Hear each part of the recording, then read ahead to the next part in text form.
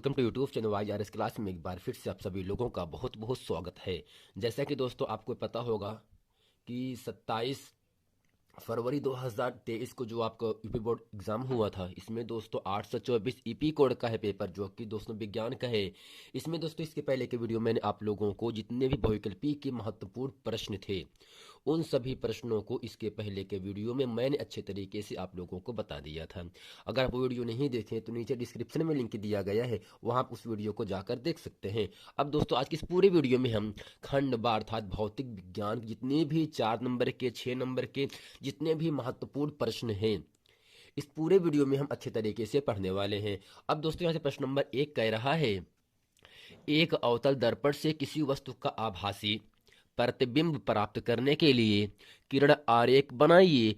इस दर्पण का कोई एक उपयोग लिखिए। दोस्तों यहाँ से हमें करना क्या है, अवतल दर्पण से किसी वस्तु का आभासी प्रतिबिंब प्राप्त करने के लिए हमें एक ऋण आरेख बनाना है और हमें इस अवतल दर्पण का उपयोग भी लिखना है। जैसा कि दोस्तों ये आपके सामने 4 नंबर का प्रश्न है। अब प्रश्न नंबर यहाँ से दूसरा कह रहा है, किसी प्रिज्म से श्वेत प्रकाश के विक्षेपण की क्रिया चित्र बनाकर समझाइए। यह भी दोस्तों आपका प्रश्न 4 नंबर के लिए आपसे पूछा भी गया है। और प्रश्न नंबर 3 यहाँ से है, ओम का नियम क्या है। वैद्युत परिपथ की सहायता से नियम के सत्यापन को समझाइए। अर्थात दोस्तों यहाँ से हमें ओम का नियम की परिभाषा लिखना है और वैद्युत परिपथ की सहायता से ओम के नियम का सत्यापन किस प्रकार करते हैं ये भी आपको प्रूफ करना है। जैसा कि दोस्तों ये आपके 3 नंबर के लिए आपसे पूछा जाएगा, जबकि यहाँ से ओम का नियम दोस्तों 1 नंबर के लिए है और वैद्युत परिपथ की सहायता से नियम का सत्यापन दोस्तों ये आपको 3 नंबर के लिए होगा। अब दोस्तों यहाँ से प्रश्न नंबर जो आपका चौथा है, इसमें दोस्तों ये कहा जा रहा है आपके सामने, वैद्युत चुंबकीय प्रेरण की घटना क्या है।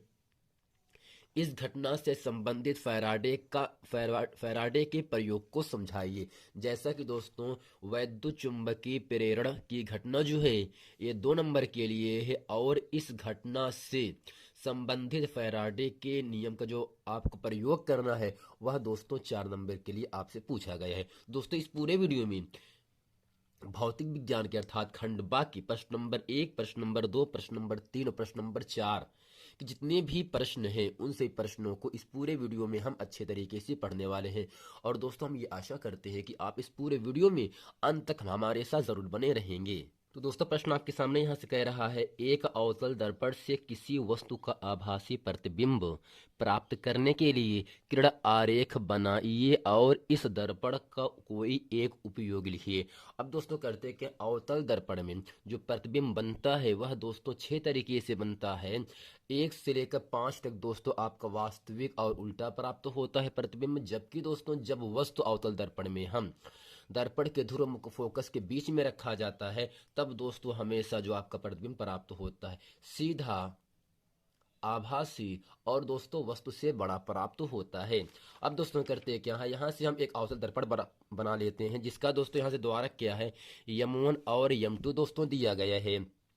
अब दोस्तों इसमें होता क्या है, पी आपका दर्पण का ध्रुव होता है, एफ आप कैपिटल एफ आपका मुख्य फोकस होता है, जबकि सी आपका वक्रता केंद्र होता है। जबकि दोस्तों यहाँ से जो आपका पीसी रेखा है, रेखाखंड है, यही दोस्तों आपका मुख्य अक्ष कहलाता है। अब दोस्तों करते क्या है, हम मुख्य अक्ष पर दर्पण के ध्रुव और मुख्य फोकस एफ के बीच में ए बी कोई वस्तु रख लेते हैं। दोस्तों ए बी क्या यहाँ से है, कोई वस्तु है। अब दोस्तों जो किरणें मुख्य अक्ष के समांतर यहाँ से जा रहा है, नहीं दोस्तों ये जो किरणें जा रहा है मुख्य अक्ष के समांतर जाती हैं। दोस्तों मुख्य अक्ष के समांतर जाने वाली प्रकाश किरणें सदैव मुख्य फोकस से होकर गुजर जाती हैं। और दोस्तों जो किरणें प्रकाशीय केंद्र अर्थात यहाँ से वक्रता केंद्र सी से होकर जाती है वह दोस्तों उसी मार्ग से पुनः वापस लौट आती है। अर्थात दोस्तों जब दोनों किरणों को हम आगे बढ़ाते हैं तब दोस्तों यहाँ से दोनों किरणें दोस्तों बी डैश पर प्रतिच्छेद करता है, इसलिए दोस्तों बी डैश एक आपका आभासी, सीधा और दोस्तों वस्तु से बड़ा प्रतिबिंब प्राप्त हो जाता है। दोस्तों यहाँ से जो आपका यम1 यम2 है, एक आपका अवतल दर्पण यानी ऐसा दर्पण जिसके उभरे पृष्ठ पर पालिश लगी हो तथा दबे हुए तल से प्रकाश का परावर्तन होता हो, उसे दोस्तों हम कहते हैं अवतल दर्पण कहते हैं। इसमें दोस्तों पी दर्पण का ध्रुव है, कैपिटल एफ मुख्य फोकस और सी आपका वक्रता केंद्र होता है। तो यहाँ से दोस्तों हमें वस्तु कहाँ रखना है, तब दोस्तों यहाँ से दर्पण के ध्रुवीय है और मुख्य फोकस एफ, यानी जब कोई वस्तु दर्पण के ध्रुव और मुख्य फोकस के बीच में रखा जाता है तब दोस्तों यहाँ से जो आपका प्रतिबिंब प्राप्त होता है वो आपका सीधा वस्तु से बड़ा था। दोस्तों वस्तु ए बी रखा गया है, इस ए बी से बड़ा वस्तु दोस्तों क्या है, बी डैश बी है। दोस्तों यहाँ से वास्तविक आभासी बड़ा और दोस्तों यहाँ से आपका सीधा प्राप्त होता है। अब दोस्तों यहाँ से लिखते हैं इसमें बना करके, माना M1 M2 एक अवतल दर्पण है जिसका मुख्य अक्ष आर क्यू, ध्रुव पी फोकस कैपिटल एफ तथा वक्रता केंद्र सी है। माना एक वस्तु ए बी जो दर्पण के ध्रुव पी और वक्र मुख्य फोकस कैपिटल एफ के बीच रखी है, वस्तु से मुख्य अक्ष के समांतर तथा वक्रता केंद्र से आने वाली प्रकाश किरणें परावर्तन के पश्चात अपसारे हो जाते, अर्थात दोस्तों एक फैल जाती हैं, जिससे दर्पण के पीछे दोस्तों क्या है, दर्पण आपके सामने M1 M2 है, तो इसी दोस्तों इसी के पीछे ही प्राप्त हो रहा है बी डैश और बी ना इमेज आपका, जिससे दर्पण के पीछे एक आभासी सीधा वस्तु से बड़ा प्रतिबिंब ए डैश बी डैश प्राप्त हो जाता है। अर्थात दोस्तों इसे हम मान सकते हैं यहाँ से ए डैश बी डैश दोस्तों क्या होता है, आपका प्रतिबिंब प्राप्त हो जाता है। अर्थात दोस्तों आभासी सीधा वस्तु से बड़ा प्रतिबिंब प्राप्त करने के लिए हमें वस्तु को दर्पण के ध्रुव और मुख्य फोकस एफ के बीच में रखना पड़ता है। अब दोस्तों यहाँ चलते हैं, जो आपको इसमें कह रहा है इस दर्पण का कोई एक उपयोग लिखिए। अब दोस्तों हेडिंग करते यहाँ से हैं अवतल दर्पण के उपयोग। इसमें दोस्तों लिखते हैं नंबर 1 करके, अवतल दर्पण को दाढ़ी बनाते समय प्रयोग किया जाता है। अब दोस्तों दूसरा है कान नाक व गले की आंतरिक भागों की जांच करने के लिए डॉक्टर अवतल दर्पण का उपयोग करते हैं। अर्थात दोस्तों यहाँ से नाक कान व गले की आंतरिक भागों की जांच करने के लिए डॉक्टर अवतल दर्पण का उपयोग करते हैं, जबकि सूक्ष्मदर्शी तथा प्रोजेक्टर के रूप में भी डॉक्टर इसका प्रयोग करते हैं। और दोस्तों स्टीमर मोटर कारों रेल के इंजनों आदि अवतल दर्पण का प्रयोग करते हैं, जिससे समांतर किरणपुंज प्राप्त कर बहुत दूर तक वस्तुओं को प्रकाशित किया जा सकता है। और दोस्तों इस दर्पण का उपयोग परावर्तक के रूप में भी हम दूरदर्शी के रूप में भी कर सकते हैं। अर्थात दाढ़ी बनाते समय हम अवतल दर्पण का उपयोग करते हैं और नाक कान व गले के आंतरिक भागों की जांच करने के लिए डॉक्टर अवतल दर्पण का उपयोग करते हैं। अब दोस्तों यहाँ से प्रश्न नंबर दोस्तों आपका यहाँ से दूसरा है, किसी प्रिज्म से श्वेत प्रकाश के विक्षेपण की क्रिया चित्र बनाकर समझाइए। अब दोस्तों हम ये समझ लेते हैं प्रिज्म किसे कहते हैं, किन्हीं दो असमांतर समतल पृष्ठों के बीच स्थित पारदर्शी माध्यम को, जैसे कांच को प्रिज्म कहते हैं। अर्थात दोस्तों किन्हीं दो असमांतर दोस्तों, जैसे आपके सामने चित्र यहाँ पर दिया गया है, दोनों दोस्तों यहाँ से ये पृष्ठ और ये दो पृष्ठ है ना, दोनों दोस्तों के असमांतर का मतलब दोनों रेखाएं यहाँ समांतर नहीं है, अर्थात इनके बीच की दूरी यहाँ से कम यहाँ ज्यादा और दोस्तों यहाँ पर और ज्यादा हो गया।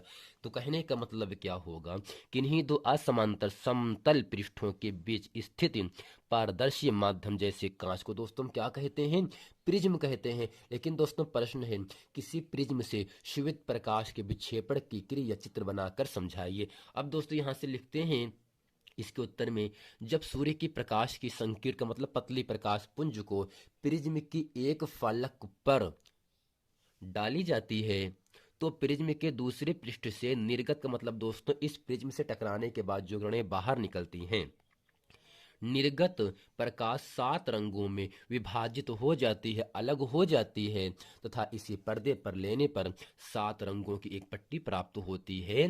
प्रकाश का इस प्रकार 7 रंगों में विभक्त होना प्रकाश कवड़ विक्षेपण कहलाता है।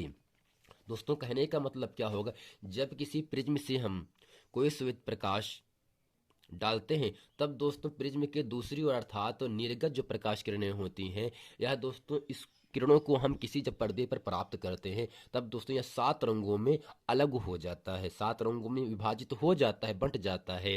और दोस्तों इस क्रिया को हम कहते हैं क्या है, प्रकाश का वर्ण विक्षेपण कहते हैं। अर्थात जब सूर्य के प्रकाश को संकीर्ण प्रकाश पुंज को किसी प्रिज्म के एक फ्लक्स से गुजारा जाता है या डाला जाता है तो प्रिज्म के दूसरे पृष्ठ से निर्गत जो प्रकाश किरणें होती हैं वह दोस्तों 7 रंगों में विभाजित हो जाती हैं, अलग हो जाती हैं तथा इसे पर्दे पर प्राप्त करने के लिए हमें 7 रंगों की एक पट्टी प्राप्त हो जाती है, जिसे दोस्तों हम करते क्या है, प्रकाश का बड़ विक्षेपण कहते हैं। अब दोस्तों यहाँ से आप समचित्र बनाया गया है, इसमें लिखा है दोस्तों यहाँ से प्रकाश के विक्षेपण के साथ समय पर्दे पर प्राप्त विशेष क्रम में 7 रंगों की पट्टी को हम स्पेक्ट्रम कहते हैं। अर्थात दोस्तों सूर्य की प्रकाश में 7 रंगें होती हैं जिसे हम स्पेक्ट्रम कहते हैं। अर्थात दोस्तों प्रकाश के विक्षेपण के समय पर्दे पर जो 7 रंग के क्रम प्राप्त हो जाते हैं दोस्तों इसे ही कहा जाता है स्पेक्ट्रम कहा जाता है। अब दोस्तों यहाँ से आपके सामने एक आपका चित्र बनाया गया है जो कि आपका दोस्तों प्रिज्म है।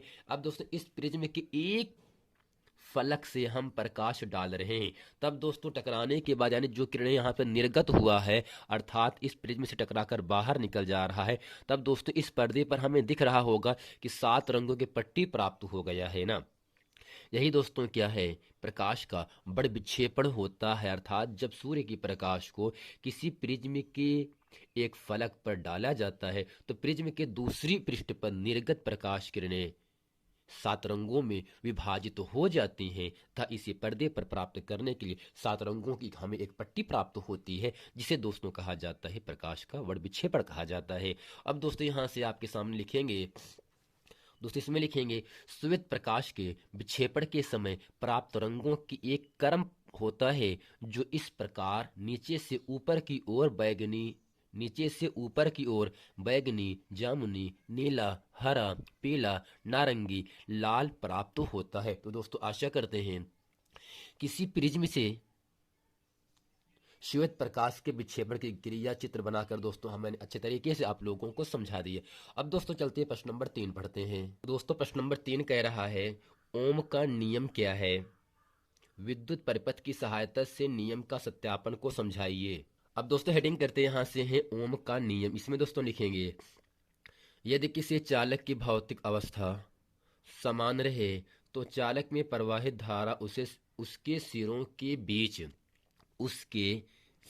के बीच विभवांतर के समानुपाती होता है। अर्थात दोस्तों कहने का मतलब ये होता है जो यहाँ पर चालक का मतलब दोस्तों ये होगा ऐसे पदार्थ जिनमें विद्युत धारा यानी करंट प्रवाहित कर सके उसे कहते हैं चालक यानी सुचालक। यानी जब किसी चालक की भौतिक अवस्था समान रहे तो चालक में प्रवाहित धारा का मतलब जो करंट प्रवाहित करेंगे उस चालक तार में उसके सिरों के बीच विभवांतर के समानुपाती होता है। अब दोस्तों यहाँ से यदि चालक के सिरों पर लगाया गया विभवांतर V है और उससे बहने वाली धारा I हो तो V प्रोपोर्शनल I, जिसे दोस्तों कहते हैं समानुपाती का निशान कहते हैं, यानी V समानुपाती I। अर्थात जब ये निशान हटता है तब इसकी जगह पर दोस्तों आपका R आ जाता है, जहां दोस्तों R एक वैद्युत प्रतिरोध है जिसका दोस्तों मात्रक ओम होता है। अर्थात दोस्तों V बराबर IR यह दोस्तों ओम का नियम होता है। अर्थात जब किसी चालक की भौतिक अवस्था विशेषता ताप में कोई परिवर्तन ना किया जाए तो चालक में प्रवाहित धारा उसके सिरों के बीच लगाए गए विभवांतर के समानुपाती होता है। अब दोस्तों यहाँ से हेडिंग करते हैं वैद्युत परिपथ की सहायता से ओम के नियम का सत्यापन दोस्तों किस प्रकार से करते हैं। अब दोस्तों इसमें लिखेंगे इस प्रयोग के लिए एक बैटरी, दोस्तों यहाँ पर क्या आपका है +- चार्ज दोस्तों ये आपका बैटरी हो जाएगा। एक बैटरी एमीटर कुंजी धारा नियंत्रक प्रतिरोध तथा वोल्टमीटर चित्र ए में दोस्तों क्या हुआ है आपको दर्शाया गया है। प्रतिरोध के प्रवाहित धारा I एमीटर से तथा अमीटर के सिरों के बीच विभवांतर V वोल्ट मीटर द्वारा मापते हैं। अब दोस्तों इस चित्र को अच्छे तरीके से आप लोगों को समझ लेना है। इसमें दोस्तों यहाँ से बैटरी है, यह आपका धारा नियंत्रक है, यह दोस्तों आपका कुंजी है और दोस्तों जो आपका +- यहाँ पर आपका वोल्ट मीटर है। दोस्तों विभवांतर को जो नापा जाता है वह वोल्ट मीटर से ही नापा जाता है। अब दोस्तों यहाँ से आपका ग्राफ बनाया गया है धारा और विभवांतर के बीच दोस्तों जो ग्राफ होता है सदैव एक सरल रेखा में प्राप्त होता है। अब दोस्तों यहाँ से लिखते हैं प्रयोग करने के लिए कुंजी के को, दोस्तों जो कुंजी आपके यहाँ से के है कुंजी के को लगाकर धारा नियंत्रक की एक स्थिति के लिए प्रतिरोध में प्रवाहित धारा तथा उसके सिरों के बीच विभवांतर वोल्टमीटर द्वारा नापते हैं। अर्थात उस जो विभवांतर नापा जाता है इस पूरे परिपथ में, वह दोस्तों वोल्टमीटर के द्वारा ही नापा जाता है। इसी प्रकार धारा नियंत्रक द्वारा परिपथ में बहने वाली धारा बदलकर अमीटर तथा वोल्टमीटर को बढ़ा लेता है। अर्थात दोस्तों यहाँ से जो आपका धारा नियंत्रक होता है, इसके द्वारा हम परिपथ में बहने वाली जो धारा होता है उसको बदलकर अमीटर तथा वोल्टमीटर के रूप में हम पढ़ लेते हैं। तथा विभवांतर को XL अक्ष पर तथा धारा को Y अक्ष पर लेकर एक ग्राफ खींचते हैं दोस्तों, जो कि आपके सामने बना है। यदि यह सरल रेखा आता है तो चालक के बीच तथा उसमें प्रवाहित धारा का सरल रेखी ओम के नियम का पालन करता है। दोस्तों आशा करते हैं ओम का नियम क्या होता है, V बराबर दोस्तों IR क्या होगा, अर्थात V आपका विभवांतर होता है, I आपका धारा होता है, जबकि R आपका प्रतिरोध होता है। और दोस्तों इसकी सहायता से, वैद्युत परिपथ की सहायता से ओम के नियम का सत्यापन किस प्रकार करते हैं, ये भी अच्छे तरीके से आप लोगों को समझ में आ गया होगा। अब दोस्तों चलते हैं प्रश्न नंबर 4 पढ़ते हैं, जो कि इस पूरे वीडियो का अंतिम प्रश्न होगा। अब दोस्तों प्रश्न नंबर 4 कह रहा है, वैद्युत चुंबकीय प्रेरण की घटना क्या है, इस घटना से संबंधित फैराडे के नियम को प्रयोग से समझाइए। अब दोस्तों करते क्या, हेडिंग करते हैं यहां से काले पेन से, वैद्युत चुंबकीय प्रेरण। इसमें दोस्तों लिखते हैं, जब किसी बंद विद्युत परिपथ से बद्ध चुंबकीय फलस्क में परिवर्तन होता है तो उस परिपथ में एक वैद्युत वाहक बल उत्पन्न हो जाता है और परिपथ में धारा बहने लगती है। यह धारा यानी यह करंट केवल तभी बहती है जब तक कि चुंबकीय फलस्क में परिवर्तन होता है। यानी दोस्तों जब चुंबकीय फलस्क में परिवर्तन होता रहता है तब दोस्तों धारा प्रवाहित होती रहती है, लेकिन जैसे चुंबकीय फलस्क में परिवर्तन होना बंद हो जाता है तब धारा भी दोस्तों बहना रुक जाता है। इस क्रिया को वैद्युत चुंबकीय प्रेरण कहते हैं। अर्थात दोस्तों जब किसी बंद विद्युत परिपथ में बद्ध चुंबकीय फलस्क में परिवर्तन होता है, बदलाव होता है, तो उस परिपथ में एक वैद्युत वाहक बल उत्पन्न हो जाता है जो परिपथ में धारा में बहने लगती है। यह धारा केवल तभी बहती है जब वो तक की चुंबकीय फलस्क में परिवर्तन होता है। इस क्रिया को दोस्तों हम कहते हैं क्या है, वैद्युत चुंबकीय प्रेरण कहते हैं। अब दोस्तों यहाँ से हेडिंग करते हैं, फैराडे के विद्युत चुंबकीय प्रेरण 2 नियम हैं। अब दोस्तों इसमें लिखते हैं और समझते हैं। नंबर दोस्तों यहाँ से है, जब किसी बंद कुंडली में से होकर जाने वाली चुंबकीय बल रेखाओं में, अर्थात जो आपकी चुंबकीय बल रेखाएं होती हैं या दोस्तों एक दूसरे को कभी भी प्रतिच्छेद नहीं करती, जैसा कि दोस्तों ये जो इसमें का एक प्रश्न बहुविकल्प में पूछा भी गया है। तो जब किसी बंद कुंडली में से होकर जाने वाली चुंबकीय बल रेखाओं में परिवर्तन होता है तो उस कुंडली में प्रेरित विद्युत वाहक बल उत्पन्न होता है, तो केवल उसी समय तक रहता है जब तक चुंबकीय फलस्क में परिवर्तित होता रहता है। अर्थात दोस्तों कहने का मतलब ये होता है, जब किसी बंद कुंडली में हम चुंबकीय बल रेखाओं में परिवर्तन करते रहते हैं तब उस कुंडली में से प्रेरित विद्युत वाहक बल उत्पन्न हो जाता है, तो केवल उसी समय तक रहता है जब तक चुंबकीय फलस्क में हम परिवर्तन करते रहते हैं। अब दोस्तों दूसरा यहाँ से है, जब कुंडली में प्रेरित विद्युत वाहक बल का परिमाण कुंडली में होकर जाने वाली बल रेखाओं की संख्या के परिवर्तन की दर के अनुक्रमानुपाती होता है। अर्थात दोस्तों यहाँ से किसी कुंडली में प्रेरित विद्युत वाहक बल का परिमाण कुंडली में होकर जाने वाली बल रेखाओं की संख्या के परिवर्तन की दर के अनुक्रमानुपाती होता है। अब दोस्तों यहाँ से लिखते हैं, माना किसी कुंडली में डेल्टा टी का मतलब दोस्तों होता है बहुत कम समय, अर्थात समयांतराल। यानी माना किसी कुंडली में डेल्टा टी समयांतराल में चुंबकीय फलस्क में परिवर्तन डेल्टा फाई हो तो प्रेरित विद्युत वाहक बल E बराबर minus delta F upon delta T. दोस्तों डेल्टा का मतलब ये होता है चुंबकीय फलस्क और समयांतराल बहुत सूक्ष्म है, बहुत कम है, इसलिए दोस्तों यहाँ से आपका डेल्टा का प्रयोग किया जाता है। तो दोस्तों आशा करते हैं खंड बा के भौतिक विज्ञान के 824 ईपी कोड के जितने भी भौतिक विज्ञान के महत्वपूर्ण प्रश्न थे, एक प्रश्न नंबर 2, प्रश्न नंबर 3 और 4, इस पूरे वीडियो में मैंने अच्छे तरीके से आप लोगों को बता दिया। तो दोस्तों आशा करते हैं आप लोगों को ये पूरा प्रश्न वीडियो अच्छे तरीके से आप समझ में आ गया होगा। और दोस्तों आप ये भी गेस कर लिए होंगे कि हमारा कितना नंबर भौतिक विज्ञान में आया है। मिलते हैं दोस्तों नेक्स्ट वीडियो में, तब तक के लिए थैंक यू।